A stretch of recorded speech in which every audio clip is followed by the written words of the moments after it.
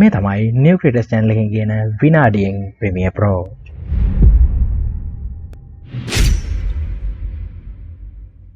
මොකක්ද මේ විනාඩියෙන් Premiere Pro කියන්නේ? මේක Adobe Premiere Pro කියන video editor software එක ගැන කරන video tutorial එකක්.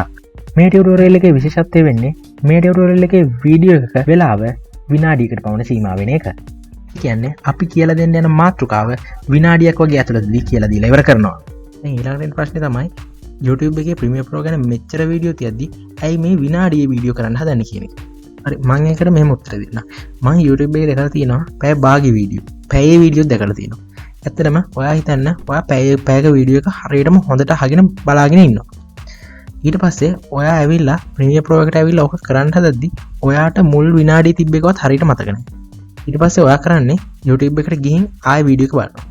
වීඩියෝ එක බලලා Tamanට ඕන කොටස අමාරුවෙන් මෙහෙන වෙලාවක් වැය කරලා හොයාගන්නවා. ඊට පස්සේ ඒක ආයෙ බලලා ආයෙ Premiere Pro එකට ඇවිල්ලා ඒ වැඩේ කරගන්න. ඊට පස්සේ ආයෙ මොකක් හරි වුණ වෙච්චාම ආයෙ වීඩියෝ එකට ගිහින් ආයෙ පැය ගාණක් හොයනවා.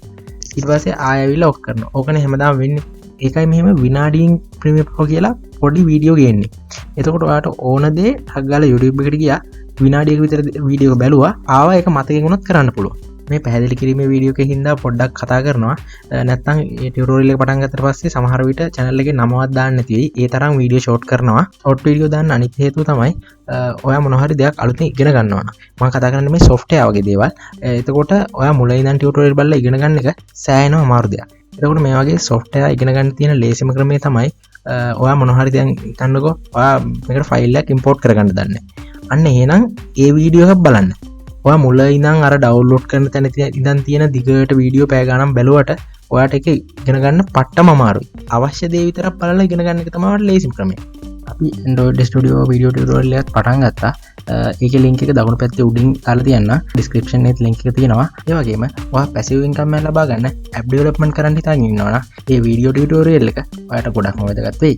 ඔයාට මොනවා හරි මේකට ප්‍රශ්න තියෙනවා නම් පල්ලා comment section එකෙන් අපි කතා කරමු.